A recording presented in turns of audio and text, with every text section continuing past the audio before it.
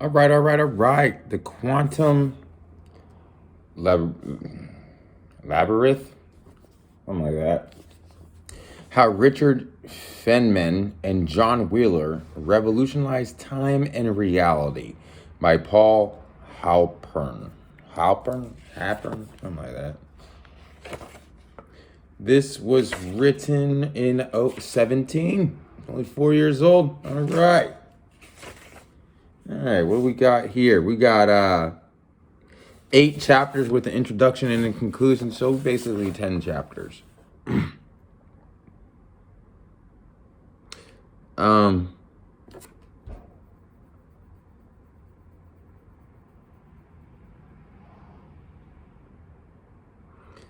what?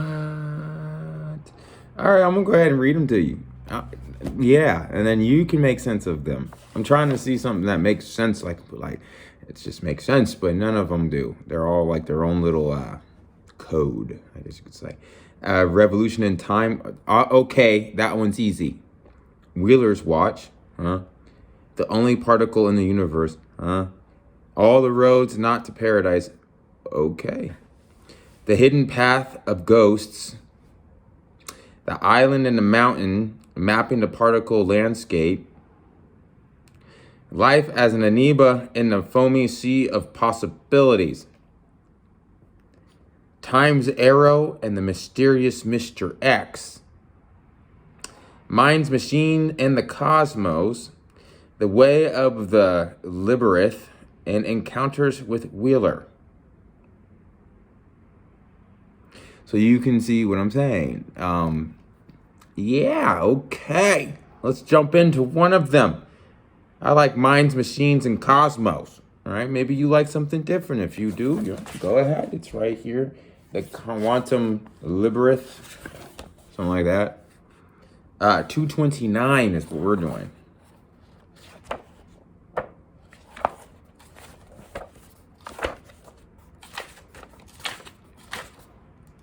Okay.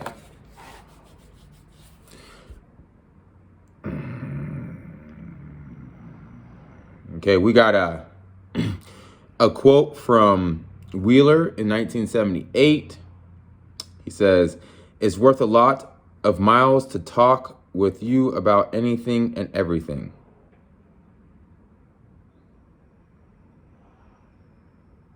Okay, let's do it again. Let me say it again.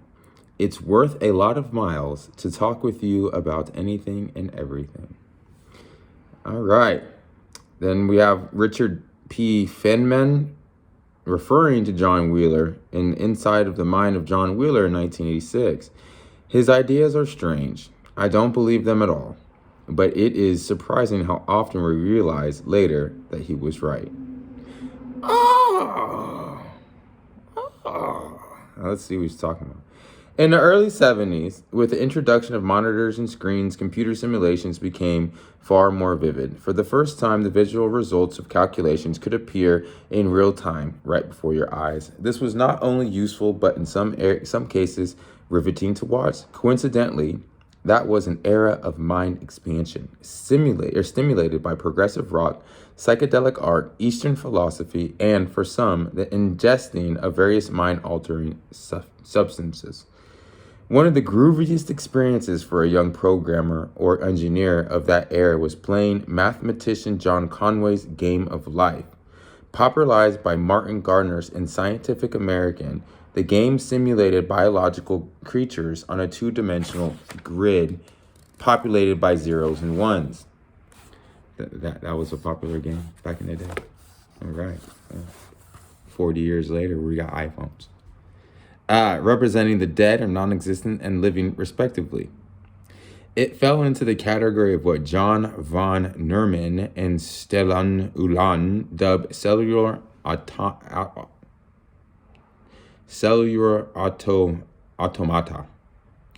Simple algorithms that determine how the contents of squares on a lattice were updated systematically according to the values of their neighbors.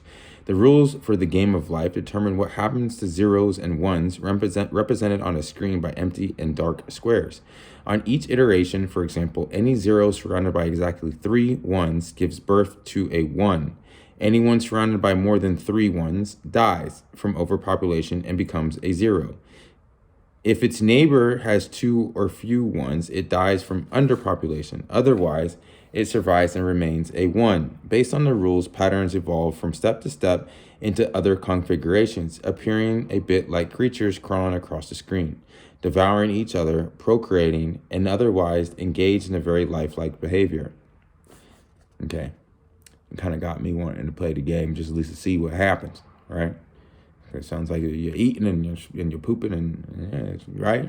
You're taking away and creating. It's interesting.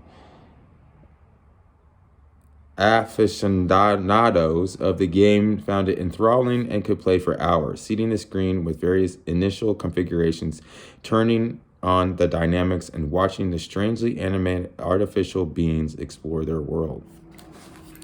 Identifying with rebellious youth, Richard Feynman started growing his thick brown hair.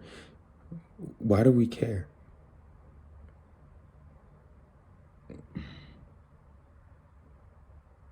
Okay. All right. Okay. Given Feynman's background in calculations, his interest in nanotechnology expressed in his 1959 talk, he naturally became increasingly fascinated by the possibilities of computer simulation. Part of his motivation as the decade wore on was the strong interest in that field expressed by his son Carl, who would eventually pursue computer engineering at MIT. Okay. I'm trying to find you a golden piece of nugget, man. Simulations of the game of life suggests that the universe might operate on a fundamental level like an automaton processing binary values. A prime advocate of that viewpoint was MIT computer scientist Edward Fredkin, who spent a year as a visiting researcher at Caltech. While predictably cautious about an idea lacking experimental evidence, Feynman would become open to at least discussing it with Frederick and others. A related question was whether human minds operate like digital processors. Marvin Minsky, another MIT computer scientist and leading pioneer of artificial intelligence, suggested that the human brain is a kind of processing machine. Feynman came to know Minsky well and was comfortable talking with him about such ideas. Perhaps even more surprisingly, John Wheeler would come to adopt an information-centered viewpoint as well, linked to quantum measurement theory. In the final stage of his research career, he would abandon everything is fields, for everything is information. He would call the idea it from bit. His advocacy and support were so profound that some computer scientists called him the grandfather of quantum information. Okay, Wheeler. So I'm kind of, mind you, this is way like for like basics.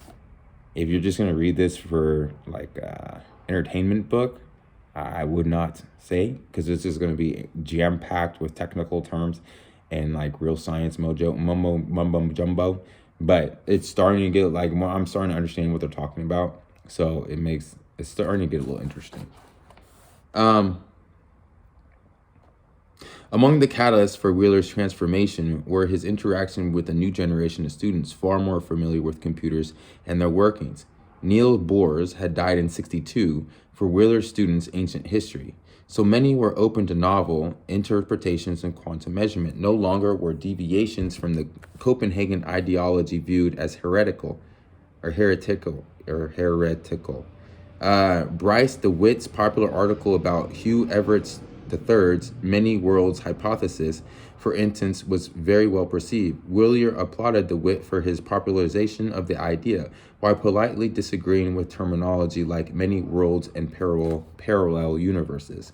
The nature of time entered strongly into Wheeler's new approach. Time's arrow is connected to entropy through the second law of thermodynamics, which mandates its non-decrease as time moves forward.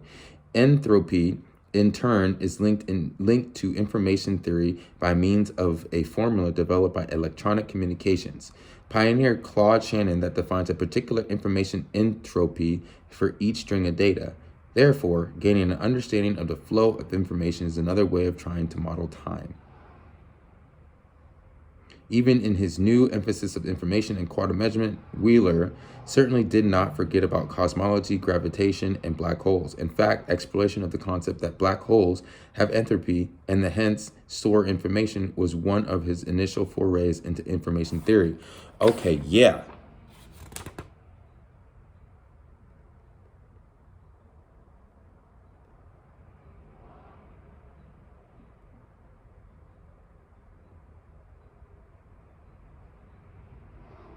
Okay, sorry. Starting to get a lot more interesting. So, yeah, this is going to be like, okay.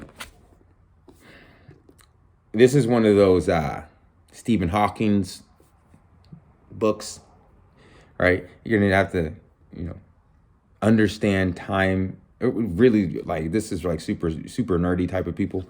Stephen Hawking's time, space, black holes, all that, the properties of it, super interesting if you're into that kind of stuff.